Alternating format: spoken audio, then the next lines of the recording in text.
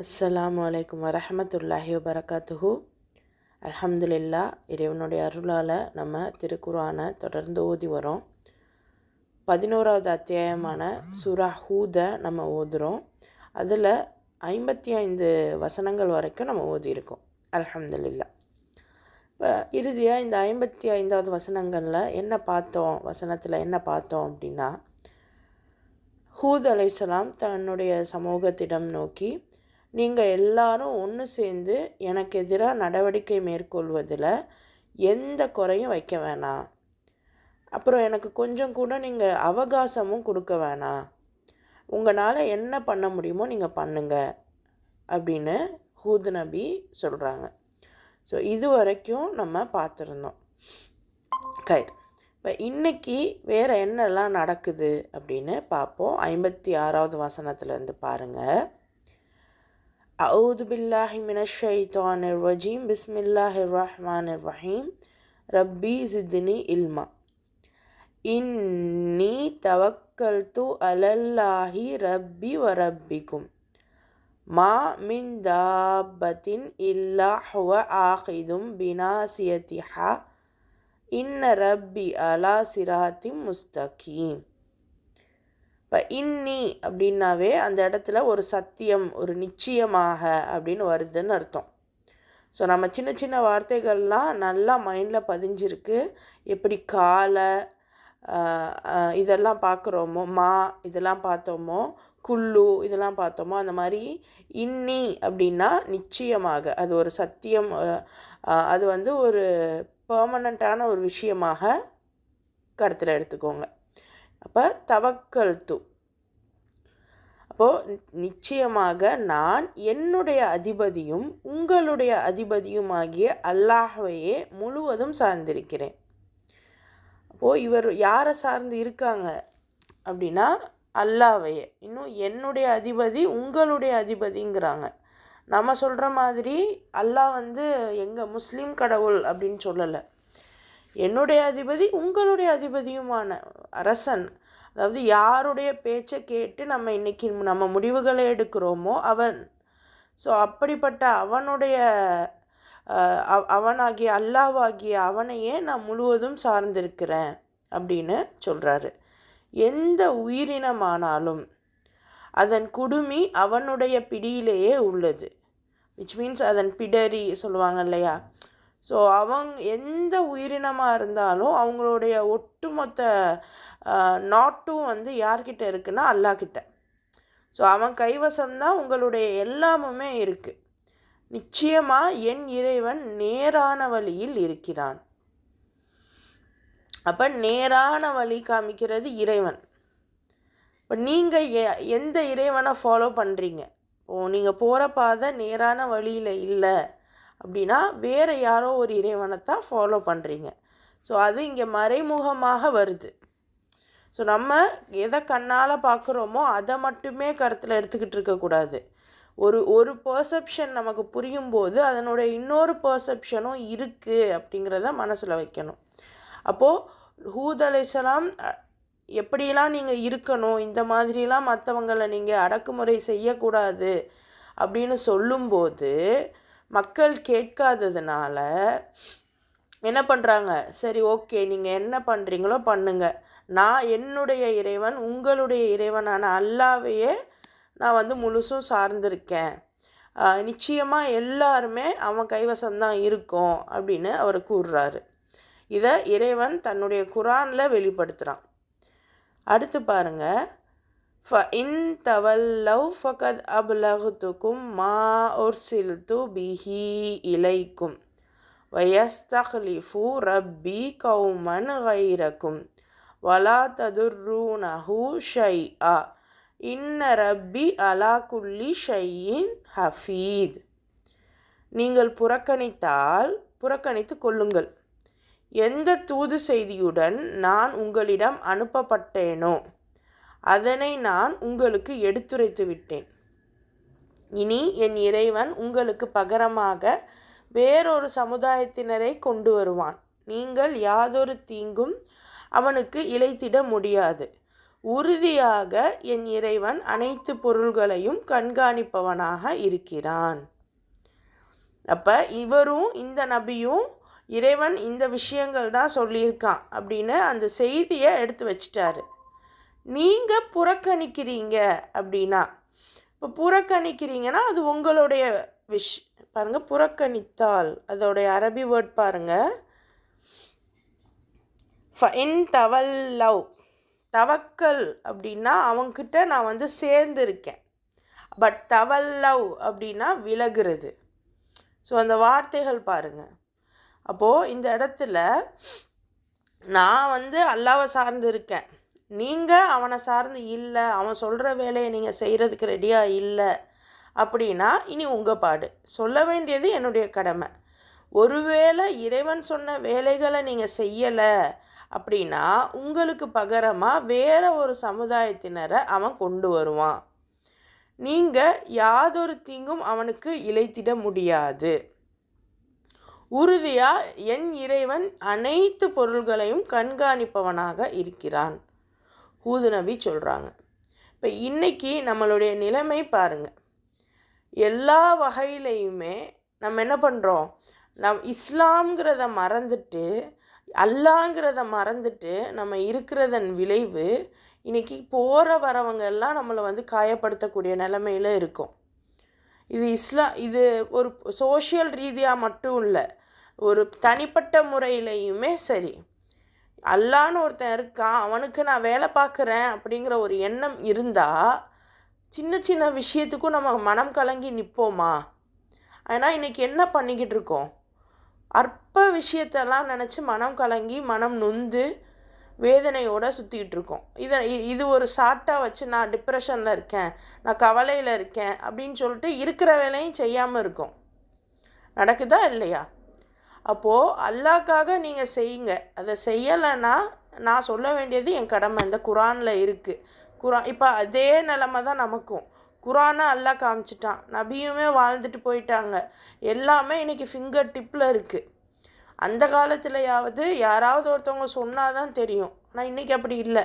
நீங்கள் ஃபிங்கர் டிப்பில் எதை வேணால் பார்த்து தெரிஞ்சுக்கிடலாம், எதை வேணால் கற்றுக்கிறலாம்.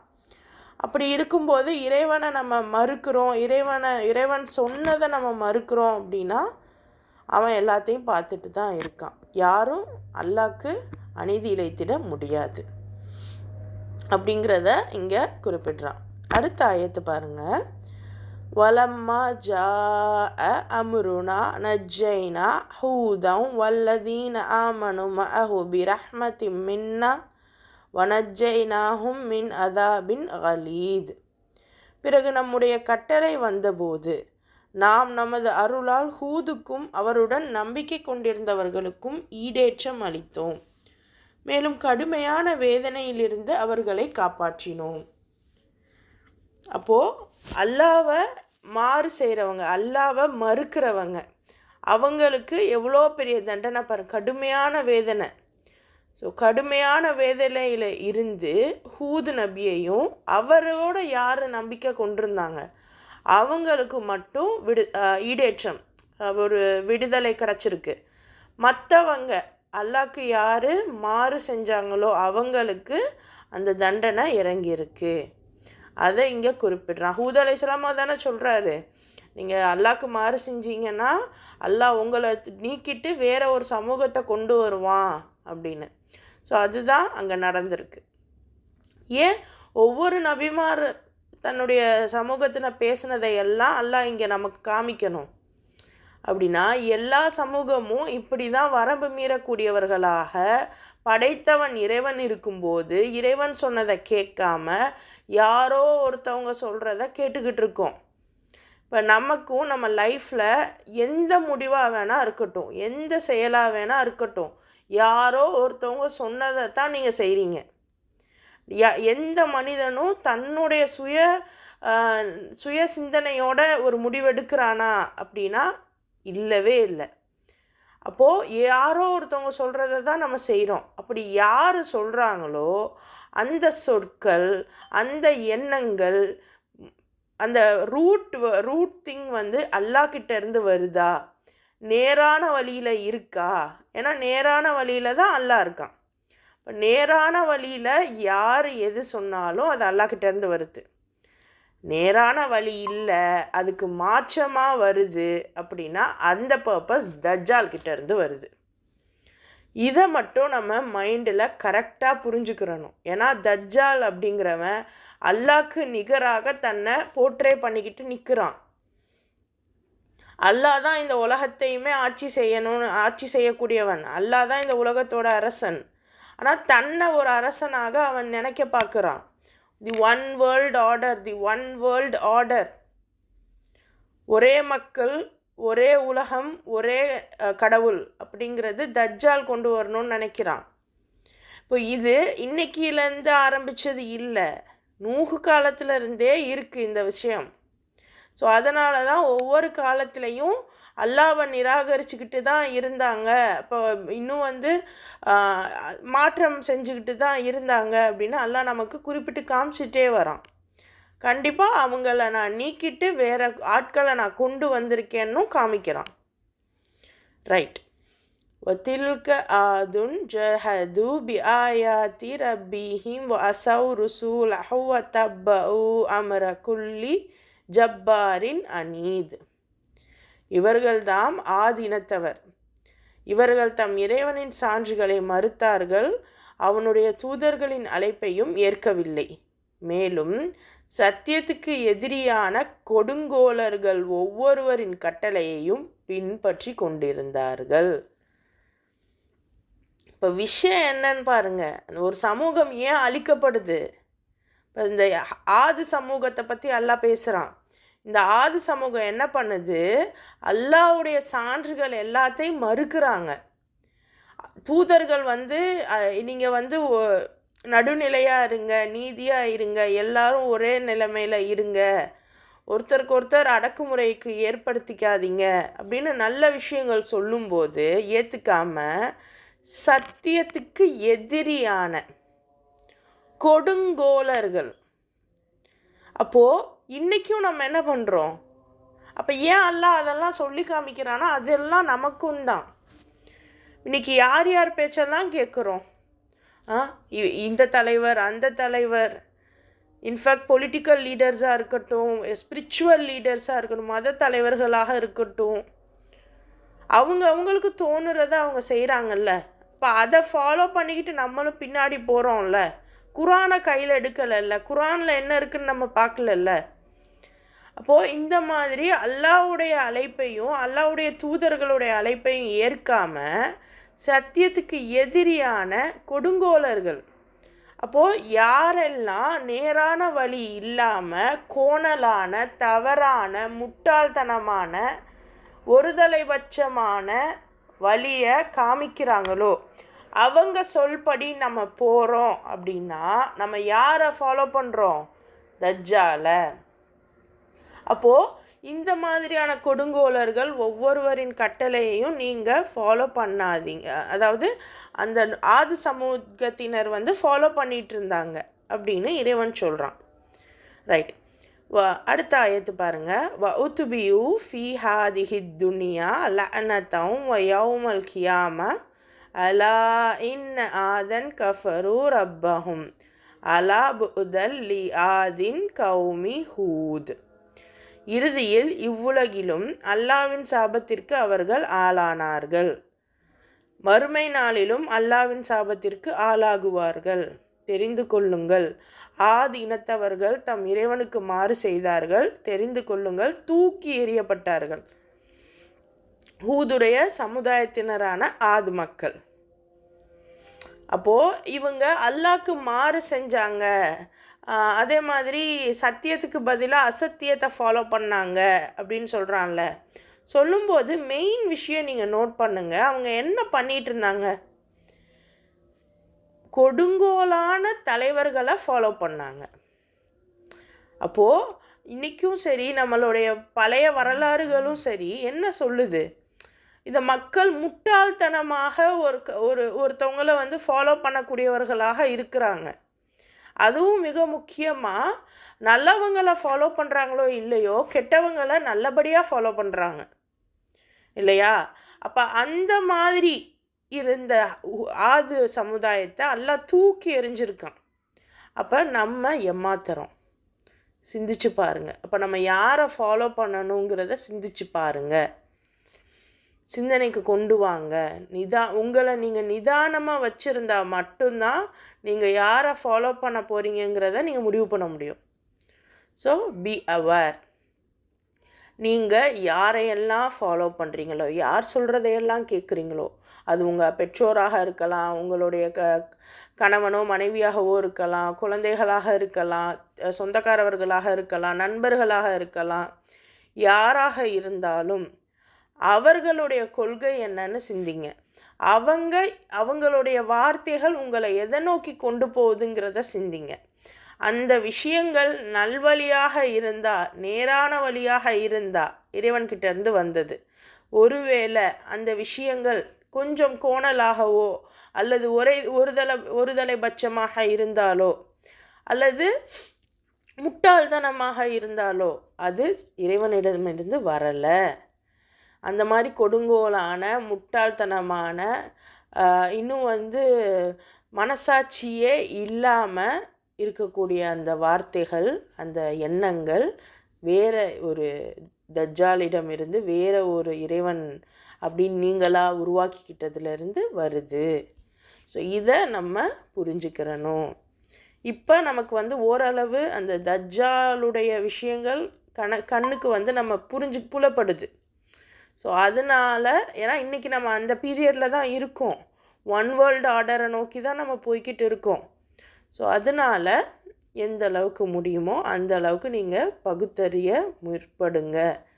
இன்றைக்கி லைஃப்பில் நிறைய இஷ்யூஸ், எங்கே திரும்பினாலும் பிரச்சனைகளாகத்தான் இருக்குது.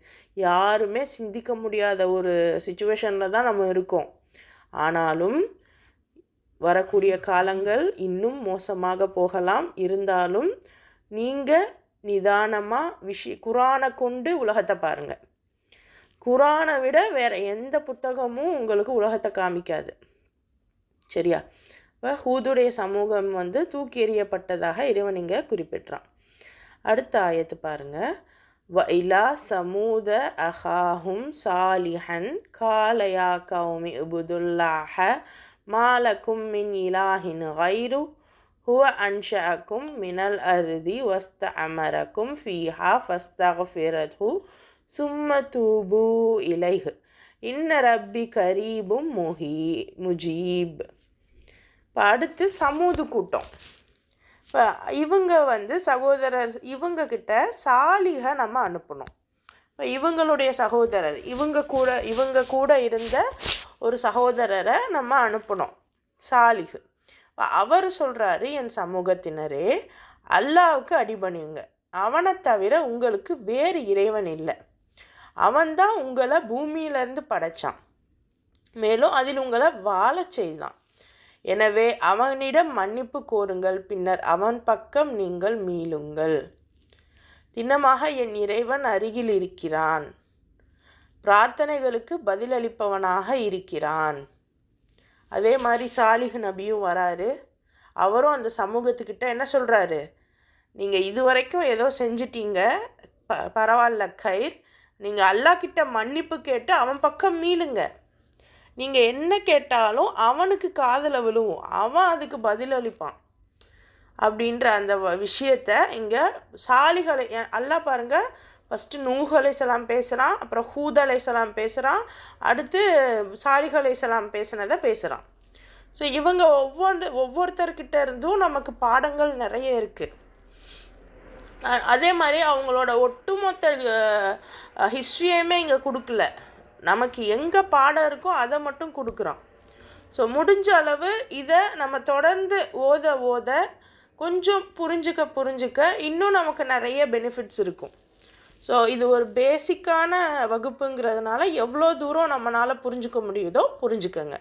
இதை தாண்டி உங்களுக்கும் சில எண்ணங்கள் வருது அப்படின்னாலும் சிந்திங்க. இறைவன் நம்மளை சிந்தித்து உணர சொல்கிறான், சிந்திங்க.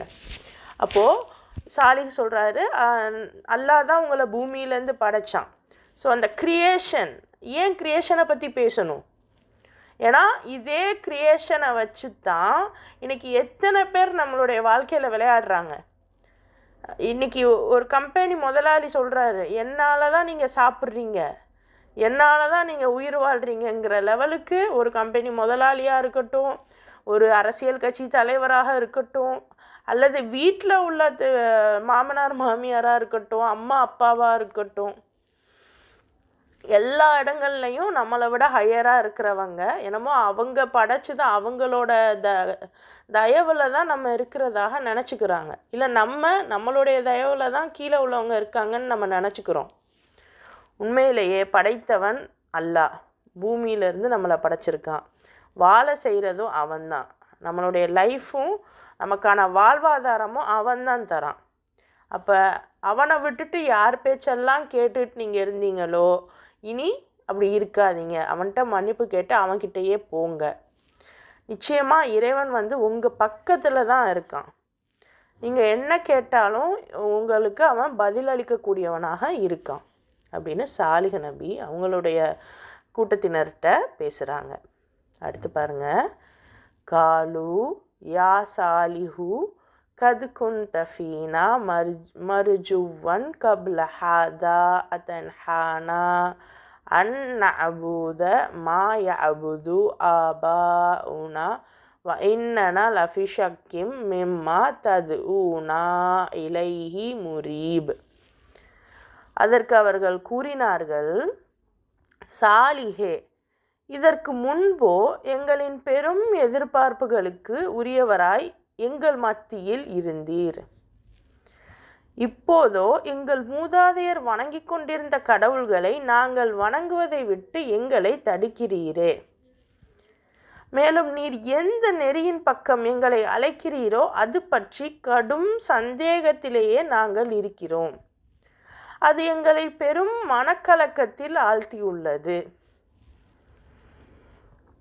அப்போது இவங்க என்ன சொல்கிறாங்க, சாலிஹ் நம்ம நபிக்கு சொன்ன அதே டைலாகு, உங்களை நாங்கள் ரொம்ப மதிக்கிறோம், நீங்கள் எங்கள்லேயே ரொம்ப அறிவாளி, உங்களை நாங்கள் ரொம்ப எதிர்பார்த்து இருந்தோம், ஆனால் நீங்கள் இப்போ என்னவாயிட்டீங்க, நீங்கள் எங்களுடைய முன்னோர்கள் செஞ்சதையெல்லாம் இப்போ எங்களை செய்யக்கூடாதுன்னு சொல்கிறீங்களே. அப்போ எங்கள் முன்னோர்கள் எந்த கடவுளை வணங்குனாங்களோ அதை நாங்கள் வணங்கக்கூடாதுன்னு சொல்கிறீங்களே. இப்போ இதுவே தான் இன்றைக்கி இருக்கக்கூடிய பிரச்சனையும். இன்றைக்கி அசால்ட்டாக சொல்கிறாங்க, மனசு ரொம்ப வேதனையாக இருக்குது, ஆனால் தெளிவாக தான் சொன்னாங்க. என்னென்னா, இன்றைக்கி அந்த திருப்பரங்குன்றம் பிரச்சனை ஓடிட்டுருக்கு இல்லையா. எஸ், அதாவது முஸ்லீம்கள் மேலே ஹிந்துஸ் அப்படிங்கிற போர்வைக்குள்ளே இருக்கக்கூடிய அந்த பாசிசவாதிகள் என்ன பண்ணுறாங்க, இது ஹிந்துக்களுக்கான கோவில், முஸ்லீம்களுக்கானது இல்லை, அவங்களுடைய மசூதியை நம்ம இடித்து தள்ளணும், அதை கொண்டு போய் வேறு எங்கேயாவது வைக்கணும், அதுக்கு நம்ம போராட்டம் பண்ணணும் அப்படின்னு ஒரு மிகப்பெரிய கிறுக்குத்தனமான போராட்டம் போய்கிட்டுருக்கு. அதுக்கு நம்மளும் கூட முட்டுக்கட்டையாக, நீங்கள் எப்படி எங்களுடைய இதை நீங்கள் கை வைக்கலாம், இது எங்களுடைய சொத்து, இது சிக்கந்தர் மலை, இது எங்களுக்கானது அப்படின்னு நம்மளும் கூட பேசிகிட்ருக்கோம். அதுக்கு ஒரு ஒரு மாற்று மதம், நீங்கள் ஹிந்துவில் இருக்கக்கூடியவரே சொல்கிறாரு, இது இஸ்லாமிய வழிபாடே கிடையாதே, இஸ்லாமியர்கள் இந்த மாதிரி ஒரு தர்காவில் வழிபடுறதுங்கிறது இஸ்லாமியர்களுக்குள்ள வழிபாடே கிடையாது, குரான்லேயே அது இருக்குது அப்படின்னு ரொம்ப ஓப்பனாக சொல்கிறாரு. நீங்கள் இஸ்லாமிய வழிபாடு பண்ணலை, தமிழர்களோட வழிபாடு பண்ணுறீங்க அப்படின்னு பேசுகிறாரு. உண்மைதானே? அப்போது நீங்கள் என்ன பேரளவில் முஸ்லீம், அல்லாஹ் என்னை தவிர நீ வணங்காத அப்படின்னு, என்னை தவிர வேறு எதையும் வணங்காத அப்படின்னு சொல்லும்போது, இல்லை நான் எங்கள் முன்னோர்கள் இப்படி தான் இருந்தாங்க அப்படின்னு அந்த திருவிழாவாக இருக்கட்டும், அந்த திருவிழாவுக்கு நம்ம சைடில் சந்தனக்கூடுங்கிறோம், வேறு என்னென்னமோ பேரை கொண்டு நம்ம செஞ்சிட்டே இருக்கோம். அப்போது இதை ஒரு வழிபாடாகவும் நம்ம நினைக்கிறோம். உண்மையிலே அல்லாஹ் இந்த வழிபாடை தான் சொல்கிறானா? அப்போது இங்கே எவ்வளோ பெரிய முட்டாள்தனமாக இருந்திருக்கும். அவன் தெளிவாக அந்த பையன் சொல்கிறான், நீங்கள் முஸ்லீம்களாக இதை நீங்கள் செய்யலை, தமிழர்களாகத்தான் செய்கிறீங்க. இதை நீங்கள் தமிழர்கள்னு நீங்கள் பேசுங்க, முஸ்லீம்கள்னு பேசாதீங்க. முஸ்லீம்கள்னால் அது உங்களுக்கு ஹராம். இந்த வார்த்தை ஒரு ஹிந்து பையன்கிட்டருந்து வருது. இறைவன் பாதுகாப்பானாக. அவங்களுக்கு உள்ள தெளிவு கூட இன்னைக்கு நமக்கு இல்லை. நம்மக்கிட்ட குரான் இருக்குது, எல்லாம் இருக்குது, ஆனால் நமக்கு இல்லை அந்த தெளிவு. ஏன்னா நான் குரானை படிக்கவே இல்லை. பெருமைக்கு நான் ஓதுறேன், பெருமைக்கு நான் எல்லாம் பண்ணுறேன், மனனம் கூட பண்ணுறேன். ஆனால் நான் அது உள்ள அர்த்தத்தை புரிஞ்சுக்க முயற்சியே பண்ணலை, சிந்திக்கவே இல்லை. இதுதான் பிரச்சனை. அப்போது சாலிஹ் நபிக்கிட்ட அந்த மக்கள் சொல்கிறாங்க, எங்கள் முன்னோர்கள் வணங்கினதை இன்றைக்கி நீங்கள் வணங்கக்கூடாதுன்னு சொல்கிறீங்க. அதே மாதிரி நீங்கள் வேறு ஏதோ ஒரு மார்க்கம் பக்கம் எங்களை கூட்டிகிட்டு போகிறீங்க, அது எங்களுக்கு சந்தேகமாகவே இருக்குது அப்படிங்கிறாங்க. ஸோ இந்த காஃபிர்கள் அதிகம் சந்தேகப்படக்கூடியவர்களாக இருப்பாங்க. காஃபிர்கள் அப்படின்னா இந்த ஹிந்துஸு கிறிஸ்டினை பற்றிலாம் நம்ம பேசலை. யாரெல்லாம் இறைவனுக்கு சரியான வழிக்கு மாற்று பாதையில் போகிறாங்களோ அவங்கள நம்ம சொல்கிறோம். குரான் அவங்கள தான் சொல்லுது. ஸோ இப்படி கடும் சந்தேகத்திலேயே நாங்கள் இருக்கோம் அப்படின்னு இவங்க சொல்கிறாங்க. உங்களுடைய மார்க்கத்தை எங்களால் ஏற்றுக்க முடியல அப்படிங்கிற மாதிரி சாலிஹ் நபியுடைய சமூகம் சொல்லுது. அடுத்து பாருங்க, கால யா கௌமி அரஐத்தும் இன்குந்து அலா பையினத்திம் மிர் ரப்பி வ ஆத்தானி மின்ஹு ரஹ்மதன் ஃபமை யன்சுரூனி மினல்லாஹி இன் அசைத்து ஃபமா தஸீதூனனி கைர தஹ்சீர். அப்போ அவர் கூறினார், என் சமுதாயத்தினரே, இதனையும் கொஞ்சம் சிந்தித்தீர்களா? எல்லா இடத்துலையும் சிந்திச்சிங்களான்னு தான் பேசுகிறாங்க. ஓதுங்க படிங்கன்னு சொல்லலை. யா அல்லாஹ், நம்ம எப்போ இதை புரிஞ்சுக்கிறோம், எப்போ நம்ம சிந்திக்க போகிறோம்? நான் என்னுடைய அதிபதியிடமிருந்து தெளிவான ஒரு சான்றினை பெற்று அவன் தனது அருளையும் எனக்கு வழங்கியிருக்கும் நிலையில் நான் அவனுக்கு மாறு செய்தால் அல்லாஹ்வின் பிடியில் இருந்து என்னை காப்பாற்றுபவர் யார்? எனக்கு மேலும் இழப்பை ஏற்படுத்துவதை தவிர வேறு என்னதான் உங்களால் செய்ய முடியும்? அப்போது இவங்க சாலிஹ் நபியவே கன்ஃபியூஸ் பண்ணுறதுக்கு முயற்சி பண்ணுறாங்க. நீங்கள் சொல்கிறது எப்படி? நாங்கள் காலங்காலமாக இப்படி தான் வந்திருக்கோம், நீங்கள் சொன்னீங்கன்னு எங்களால் மாற்றிட முடியுமா அப்படின்னு தங்க இஷ்டத்துக்கு இவங்களும் குழப்பி அவரையும் குழப்ப முற்படுறாங்க. அப்போ அதுக்கு பதில் சொல்கிறாரு, கொஞ்சமாவது சிந்திச்சு பார்த்தீங்களா?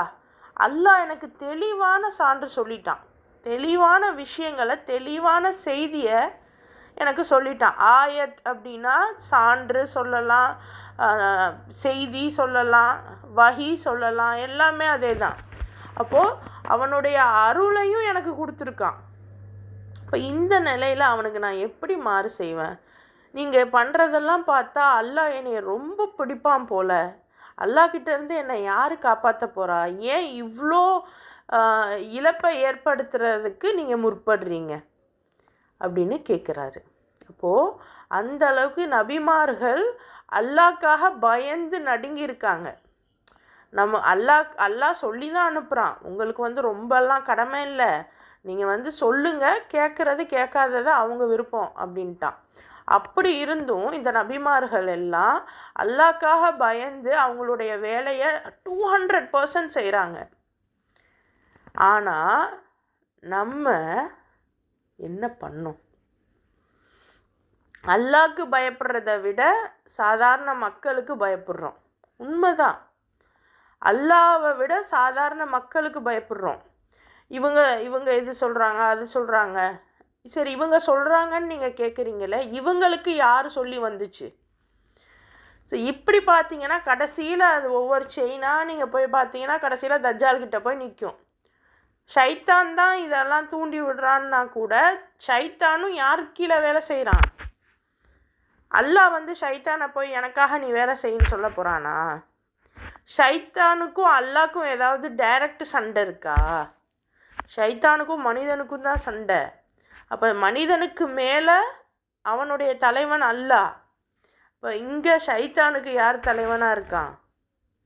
இதை பற்றி நம்ம சிந்திச்சதே இல்லை. ஆனால் இனிமே சிந்திங்க. தஜ்ஜால் அப்படிங்கிற ஒரு கேட்டகரி. பட் தஜ்ஜால் வந்து அல்லாஹ் அளவுக்கு வந்து ஒரு மிகப்பெரிய சக்தி படைத்தவன் இல்லை. ஆனால் சக்தி படைத்த மாதிரி தன்னை பொய்யா பிம்பம் படுத்தி வச்சுருக்கான். எனக்கு சொல்லுவாங்கல்ல, உனக்கு ஒன்றுமே இல்லைன்னாலும் வாய் இல்லைன்னா உன்னை நாய் கூட மதிக்காதுன்னு. ஸோ அந்த மாதிரி இவன் தன்னை உருவகப்படுத்தி வச்சுருக்கான், அவ்வளோதான். மற்றபடி அல்லாஹ்வுடைய நிலைக்கு இவன் வரப்போகிறதில்ல. ஆனால் தன்னை அல்லாஹ் மாதிரி காட்டிக்கிறான். சரியா? இப்போ இதெல்லாம் நீங்கள் வந்து கொஞ்சம் சிந்திங்க. என்னோட முன்னோர் எப்படி இருந்தாங்களோ அது வெறும் தொழுகை வணக்க வழிபாடு மட்டும் இல்லை. என் அத்தா அம்மா வீடு கட்டணும், வாசை கட்டணும், பிள்ளைகளை படிக்க வைக்கணும், நல்லபடியாக கட்டி கொடுக்கணும், இப்படி தான் நினச்சி அவங்க லைஃபையே வாழ்ந்து முடித்தாங்க. அதே மாதிரி தான் நானும் வாழுவேன். நான் எந்த ஒரு சமூக பணிக்கும் போக மாட்டேன். நான் எந்த ஒரு சமூகத்துக்காகவும் போய் நிற்க மாட்டேன். சமூகம்னா இஸ்லாமியர்களுக்காக ஏதாவது ஒரு சண்டையில் போய் நிற்கிறதுன்னு இல்லை. அது முட்டாள்தனமாக மதத்தின் பெயரால் இன்றைக்கி முட்டாள்தனமான சண்டைகள் நடக்குது. அது இல்லை. எங்கே அடக்குமுறைகள் இருக்கோ, எங்கே வந்து மக்கள் வந்து அவதிப்படுறாங்களோ அந்த இடத்துல அவங்களுக்காக, அது யாராக வேணா இருக்கட்டும், அவங்க எந்த கொள்கையை சார்ந்தவங்களாக வேணா இருக்கட்டும், அவங்க அல்லாஹ்வுடைய பொருட்கள், அல்லாஹ்வுடைய படைப்புகள், அல்லாஹ்வுக்காக அவங்க துயரப்படும் போது நம்ம போய் நிற்கிறோமா? இது விஷயம். ஸோ இதுதான் நம்மக்கிட்ட இருந்து அல்லாஹ் எதிர்பார்க்குறான். இதை செய்கிறோமா இல்லையா சிந்திச்சுக்கிறங்க. இப்போ இப்படிலாம் சாலிஹ் அலைஹிஸ்ஸலாம் பேசுகிறாங்க. நீங்கள் உங்கள் முன்னோர் மாதிரியே நீங்கள் பண்ணுவேன், இறைவனுடைய இந்த நேரான வழியில் உங்களுக்கு டவுட் இருக்குது அப்படின்னா நான் என்ன செய்ய முடியும் அப்படின்னு சொல்லிடுறாரு. அடுத்து பாருங்கள். வயா கௌமி ஹாதிஹி நாகத்துல்லாஹி லக்கும் ஆயத்தன் ஃபதரூஹா தஅக்குல் ஃபீ அர்தில்லாஹி வலா தமஸ்ஸுஹா பிசூஇன் ஃபயாஹுதக்கும் அதாபுன் கரீப். மேலும் என் சமுதாயத்தினரே பாருங்கள், இது அல்லாஹ்வுடைய ஒரு பெண் ஒட்டகம் உங்களுக்கு ஒரு சான்றாக திகழ்கிறது. எனவே இதனை அல்லாஹ்வின் பூமியில் சுதந்திரமாய் மேய்வதற்கு விட்டுவிடுங்கள். இதற்கு யாதொரு தீங்கும் இழைக்காதீர்கள். அவ்வாறு தீங்கிழைத்தால் இறைவனின் வேதனை உங்களை பீடிப்பதற்கு வெகு நேரம் ஆகாது. இப்போ இவருடைய இந்த பீரியடில் வந்து அல்லாஹ்வுடைய அத்தாட்சியாக ஒரு விலங்கு வருது. ஸோ இந்த விலங்குகளை எல்லாம் கூட இன்றைக்கி மேபி வந்து கடவுளாக நினச்சி இவங்க வழிபடுறாங்களோ என்னவோ, அல்லாஹ்வே அறிவான். பட் இது வந்து ஒரு சான்று. உங்ககிட்ட ஒரு விலங்கு வந்தால் அது நீங்கள் எந்த அளவுக்கு ஒரு அமானிதம் உங்ககிட்ட ஒப்படைச்சா நீங்கள் எந்த அளவுக்கு அதை பத்திரமா பார்த்துக்கிறீங்க அப்படிங்கிற மாதிரி. ஸோ அந்த மாதிரியான அமானிதங்கள் இன்றைக்கி ஒவ்வொரு மனிதன் கையிலையும் பல இருக்குது. அல்லாஹ் கிட்டேருந்து வரக்கூடிய அமானிதம் சான்றாக பல இருக்குது. அப்போது அதை நீங்கள் வந்து சுதந்திரமாக மேய்வதுக்கு விட்டுடுங்க, அதுக்கு எந்த தீங்கும் பண்ணாதீங்க. ஸோ அதே மாதிரி நம்மளும் ஒவ்வொரு மனுஷனையும் எந்த தீங்கும் பண்ணக்கூடாது. விலங்குக்கே அந்த நிலைமைனா மனுஷனுக்கு. ஆனால் நம்ம என்ன பண்ணுறோம்? என் வீடு கட்டினா போதும், என் வீடு கட்டி முடிஞ்சால் போதும் அப்படின்ட்டு அந்த வடக்கை வந்து எனக்கு ஒரு நாளைக்கு 15 மணி நேரம் கூட வேலை பார்த்து தருவான். அப்படின்றதுனால நான் அவனை ஹையர் பண்ணி அவனுக்கு வேலை கொடுத்து நான் வந்து என் வீட்டை நல்லபடியாக கட்டிக்கிடுவேன். நான் மனசாட்சியோடு நடந்துக்க மாட்டேன். நான் வந்து வீட்டு வேலைக்கு ஆள் வச்சேன் அப்படின்னா எனக்கு எப்படி இருக்கணுமோ அப்படி தான் அவங்க இருக்கணும். எந்த மாதிரியான மனநிலை? அல்லாஹ் ஒரு ஒட்டகத்தை கொடுத்தே அதை வந்து நீங்கள் ஃப்ரீயாக விடுங்க அப்படின்னு சொல்கிறான். ஆனால் நம்ம கூட இருக்கிற சக மனிதர்களையே ஃப்ரீயாக விடுறதில்ல. இப்போ யோசிச்சு பாருங்க. அப்போ இதுக்கு எந்த தீங்கும் இழைக்காதீங்க. அப்படி இழைச்சா இறைவன் வந்து உங்களுக்கு வேதனை அளிப்பான் அப்படின்னு சொல்லி அந்த ஒட்டகத்தை கொடுக்குறாங்க. ஸோ அந்த மாதிரி இன்றைக்கி அல்லாஹ் நமக்கு கொடுத்தது தான் இந்த இஸ்லாமிய அரசியல். எங்கே போச்சு இஸ்லாமிய அரசியல்லாம் தெரியவே இல்லை. இஸ்லாமே எங்கே போச்சுன்னு தெரில, இதில் எங்கே அரசியல்? சரி, இப்போ அடுத்த ஆயத்து பாருங்கள். ஃபஅகரூஹா ஃபகால தமத்தஉ ஃபீதாரிக்கும் சலாசத ஐயாம் தாலிக வஅதுன் கைரு மக்தூப். ஆயினும் அவர்கள் அந்த ஒட்டகத்தை கொன்று விட்டார்கள். அதை நீங்கள் சுதந்திரமாக விடுங்க அப்படின்னு சொன்னதுக்கு அந்த ஒட்டகத்தை கொன்னே போட்டாங்க. அப்போது அல்லாஹ் உங்ககிட்ட ஒரு சில விஷயங்கள் கொடுக்குறான் அப்படின்னா, உங்களுக்கு ஏதாவது ஒரு விஷயம் கிடைக்குது அப்படின்னா அமானிதம்தான். அதை நம்ம எப்படி பார்த்துக்கிறோன்றது இருக்குது, அதை இங்கே காமிக்கிறான். அப்போது இதுக்கு உள்ள ஏகப்பட்ட உண்மைகள் இருக்கலாம், ஏகப்பட்ட படிப்பினைகள் இருக்கலாம். ஒவ்வொருத்தவங்களுக்கும் அந்த படிப்பினைகள் ஒவ்வொரு விதமாக தோணலாம். எல்லாவற்றையும் நீங்களே சிந்திச்சு பாருங்கள். அப்போ சாலிஹ் அந்த மக்களுக்கு சொல்கிறாங்க, எச்சரிக்கை செய்கிறாரு, 3 நாட்கள் உங்கள் வீடுகளில் சுகம் அனுபவித்து கொள்ளுங்கள். அல்லாவோட ஒட்டகத்தை நீங்கள் கொன்னுட்டீங்க, 3 நாட்கள் நல்லபடியாக இருங்க. அந்த காலத்தவணை பொய்யானது அல்ல. எல்லா இடத்துலையும் எல்லா நபிமார்களும் இந்த பொய்யானது இல்லைன்னே பேசுகிறாங்களே, சிந்திக்க வேணாமா? அப்போது அல்லாஹ் உண்மையானவன், அல்லாஹ் சத்தியம், அல்லாஹ் சொல்லக்கூடிய வார்த்தைகள் சத்தியம். அப்போ அல்லாஹ்க்கு ஆப்போசிட்டாக ஒன்று இருக்குமே, ஆனால் அது அல்லாஹ்க்கு ஒரு இன்ச்சு கூட பொருத்தம் அற்றது. அது உண்மை. அல்லாஹ்க்கு யாருமே இணை இல்லை. ஆனால் அல்லாஹ் மாதிரியே தன்னை பொய்யா உருவகப்படுத்தி இருக்க ஒரு ஆள். ஸோ அந்த தஜ்ஜாலுடைய ஏன்னா அந்த தீய எண்ணங்கள் யார் போடுறா? ஷைத்தான் போடுறான்னா, ஷைத்தான் யாருக்காக வேலை செய்கிறான்? தஜ்ஜாலுக்காக வேலை செய்கிறான். அப்போது ஷைத்தான் அந்த தஜ்ஜால் சொன்ன மாதிரி பொய்யான ஒரு வாக்குறுதி இது கிடையாது. நீங்கள் 3 நாள் நல்லபடியாக சந்தோஷமாக இருந்துக்கிறங்க, இந்த காலத்தவணை பொய் இல்லை அப்படின்னு சாலிஹ் அலைஹிஸ்ஸலாம் சொல்கிறாங்க. ஃபலம்மா ஜாஅ அம்ருனா நஜ்ஜைனா சாலிஹம் வல்லதீன ஆமனு மஅஹு பிரஹ்மத்திம் மின்னா வமின் ஹிஸி யௌமி ஈத் இன்ன ரப்பக ஹுவல் கவியுல் அசீஸ். அப்போ இறுதியில் நம் தீர்ப்புக்கான வேலை வந்துவிட்டது. இப்போது நமது அருளால் சாலிகையும் அவரோடு நம்பிக்கை கொண்டிருந்தவர்களையும் காப்பாற்றினோம். மேலும் அந்நாளின் இழிவிலிருந்து அவர்களை பாதுகாத்தோம். திண்ணமாக இறைவன் மாபெரும் வலிமையுடையவனும் அனைவரையும் மிகைத்தவனும் ஆவான். அந்த 3 நாள் டைம் கொடுத்தாரு. 3 நாளைக்கு அப்புறம் என்ன நடந்துச்சு? ஒரு மிகப்பெரிய பேரழிவு. அங்கே சாலிஹ் அலைஹிஸ்ஸலாமையும் அவர் கூட நம்பி இருந்தவரையும் அல்லாஹ் காப்பாற்றிட்டான். ஏன்னா அவன் ரொம்ப வலிமையுடையவன், எல்லாத்தையும் விட மிகைத்தவன்.